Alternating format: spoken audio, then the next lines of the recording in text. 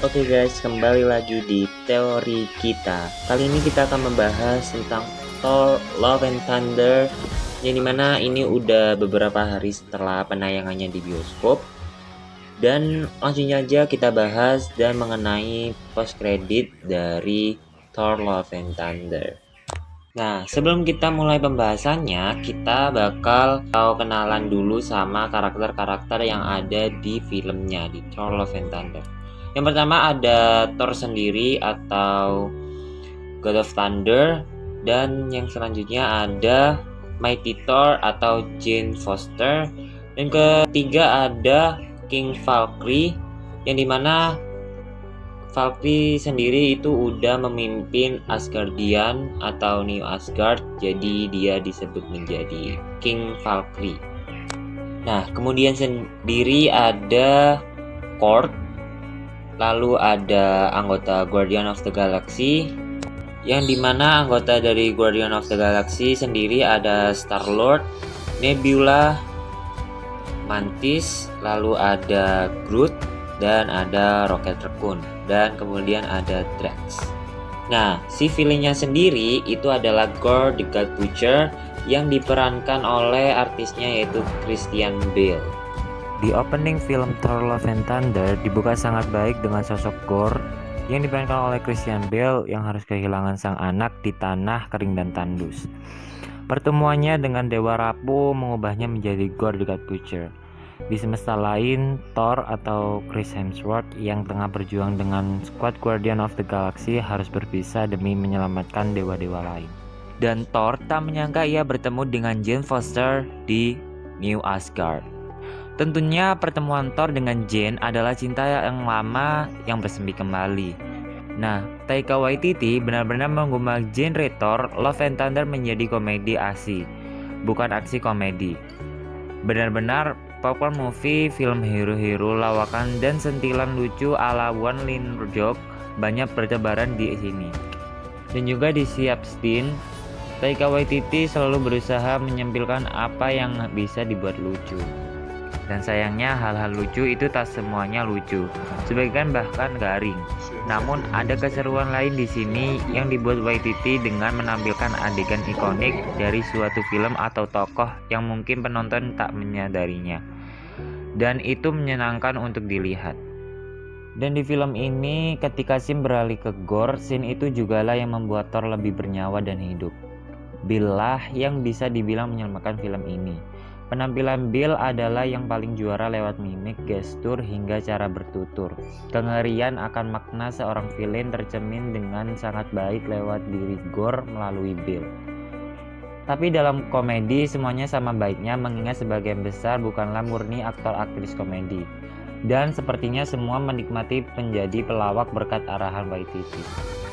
Nah, asal-usul Gorr sendiri adalah alien yang dilahirkan di sebuah planet tak bernama. Kisah hidupnya sangat pilu, ibu, ayah, istri, dan anak-anaknya tewas mengenaskan. Nasibnya dalam Thor Love and Thunder pun demikian. Dalam kondisi kelaparan di tengah gurun, ia pun harus melahirkan putri kesayangannya menghembuskan napas terakhirnya. Gorr lalu melanjutkan perjalanan sampai ia bertemu dengan dewa yang disembahnya, yakni Dionysus. Sikap Dionysus yang arogan membuat Gorr kehilangan imannya kepada para dewa. Jeritan hatinya tersebut didengar oleh pedang kematian bernama Necrosword yang mengubah dirinya menjadi dewa jagal alias the God Butcher. Bisa dibilang pembuka Thor Love and Thunder tersebut adalah salah satu yang terbaik di antara film MCU lainnya. Nah, di awal film pembukaan juga Thor ini melewati fase dia menjadi ingin move on untuk menghadapi masa depannya, yaitu dia olahraga dan juga berpetualang dengan Guardian of the Galaxy. Tapi kita nggak berharap lebih karena Guardian of the Galaxy ini scene-nya hanya dikit dengan berpetualang bersama Guardian of the Galaxy. Nah, setelah nggak lama para dewa dan juga sahabat dari Thor sendiri menghubunginya lewat kapal dari Guardian of the Galaxy. Tapi sebelum pulang, warga Aryan ras biru itu menghadiahkan Thor sebuah kambing, dan kambing ini bernama Tooth Gnasher dan Tooth Reader. Sebenarnya nggak sepenuhnya random. Di komik Thor memang mempunyai kambing-kambing ajaib ini yang akhirnya dia pakai buat menarik kapal yang digunakan Thor buat berkelana bersama Valkyrie dan Jane. Nah, Tooth Gnasher dan Tooth Reader sendiri pertama kali diperkenalkan di komik pada tahun 1976. Selain bisa terbang, mereka juga punya kekuatan super. Mungkin kita bisa melihat kekuatan mereka lebih banyak di film selanjutnya kalau mereka umur panjang. Mengingat Thor ada sesumber ingin menyembelih mereka di saat darurat. Nah, setelah mereka mendapatkan kambingnya pun akhirnya diangkat ke kapal Guardian of the Galaxy. Tetapi nggak berselang lama, kambing itu akhirnya dibawa oleh Thor dan Korg dengan Stormbreaker-nya Thor untuk langsung ke tempat dewa yang dihubungi sahabatnya Thor. Dan benar sekali, pada saat Thor datang, dewa itu sudah mati. Nah, ternyata di sana juga Thor dan Korg bertemu dengan Lady Sif. Akhirnya Lady Sif pun ingin diajak pulang oleh Thor, tapi Lady Sif bilang kalau dia meninggalkan pertarungan, dia tidak bisa masuk ke Valhalla. Nah, tapi Thor sendiri bilang kalau kamu belum mati. Kalau kamu tetap tinggal di sini untuk mati, kamu tidak bisa masuk di Valhalla. Akhirnya Lady Sif pun mengikuti arahan Thor dan dia pun langsung pulang ke New Asgard. Nah, tapi sampainya di sana Thor melihat New Asgard sudah hancur berantakan karena yang duluan datang adalah Gorr. Di sana Gorr meletakkan pedangnya di tanah dan juga mengeluarkan simbiot-simbiot monster untuk menyerang New Asgard. Di sini yang pertama kali datang adalah Valkyrie. Nah, tapi sebelum New Asgard diserang oleh Gorr, Jane Foster sendiri sudah mendapatkan kekuatannya. Yang dimana pada saat itu Jane Foster sendiri mendapatkan panggilan dari Mjolnir dan dia pun langsung pergi ke New Asgard. Di sana transformasi Jane Foster memang nggak dilihatkan, tetapi baru diperlihatkan semuanya dan seutuhnya di perang di New Asgard. Pada saat perang di sana yang pertama kali datang adalah Thor. Nah, kemudian disusul dengan Valkyrie dan kemudian ada Jane Foster atau Mighty Thor. Setelah beberapa menit pertarungan berlangsung, akhirnya Gorr ini menghampiri Thor. Tetapi malah Thor membuat lawakan yang sedikit garing dan menghilangkan rasa seram dari Gorr sendiri. Dan di sana akhirnya Gorr memutuskan untuk mengundurkan diri dan mengancam Thor untuk memberikan Stormbreaker-nya dengan Gorr mengambil anak-anak di New Asgard sebagai ancamannya. Nah, setelah Gorr mengambil semua anak-anak di New Asgard, Thor malah mengajak Jane Foster, Valkyrie, dan Korg untuk ikut ke Olympus. Nah, di Olympus sendiri, Thor menyamar menjadi pelayan yang ada di Olympus, lalu dia mengikuti rapat dewa. Ketika rapat berlangsung, Thor ini banyak bicara dan akhirnya dipanggil sama Zeus untuk maju ke depan. Dan gak berlangsung lama, akhirnya Thor ini kesal dengan Zeus. Kenapa mereka gak mau bantu Thor untuk menghadapi Gorr? Akhirnya Thor memutuskan untuk menyerang Zeus bersama Valkyrie dan Jane Foster, guys. Nah, akibatnya lalu dia pun mendapatkan pedang dari Zeus. Lalu dia kabur dengan Korg yang sudah hancur karena terkena serangan dari Zeus. Setelah Korg memanggil kambingnya, lalu dia pun langsung pergi ke tempat Gorr berada. Nah, di tengah-tengah perjalanan ingin mendatangi Gorr di planet Gorr sendiri, Thor dan Jane Foster akhirnya bisa kembali dan bisa berbicara bersama-sama lagi. Nah, tentunya Thor dan Jane Foster juga mengingat kembali awal mereka bertemu hingga mereka berpisah. Di sana Thor dan Jane juga bertukar cerita dan begitupun bersama Valkyrie dan juga Korg. Nah, pada saat memasuki dimensi dari planet Gorr, tiba-tiba warna seketika berubah menjadi hitam dan putih saja. Tetapi ketika kuda atau kambing dari Tooth Gnasher dan Tooth Reader ini berdekati planet itu tidak memiliki isi. Akhirnya Thor dan Jane dan semua yang ada di kapal itu memutuskan untuk turun. Setelah itu Thor melihat bahwa ada kapal Gorr di sana. Akhirnya Thor dan semua teman-temannya pergi untuk ke kapal Gorr untuk mengecek.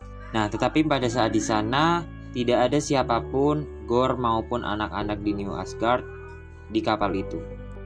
Dan akhirnya Thor menyuruh semuanya untuk berpencar dan hati-hati. Ketika Jane Foster memasuki ruangan, Jane Foster ini melihat buku bahwa Stormbreaker-lah solusi dari semua ini. Karena untuk membuka jalan ke Eternity. Nah, baiklah, siapakah Eternity itu? Eternity sendiri berarti keabadian. Sosok Eternity di Marvel merupakan perwujudan dari konsep keabadian itu sendiri. Bersamaan dengan saudara perempuannya Infinity, Eternity dianggap sebagai salah satu penguasa terkuat di Marvel Universe.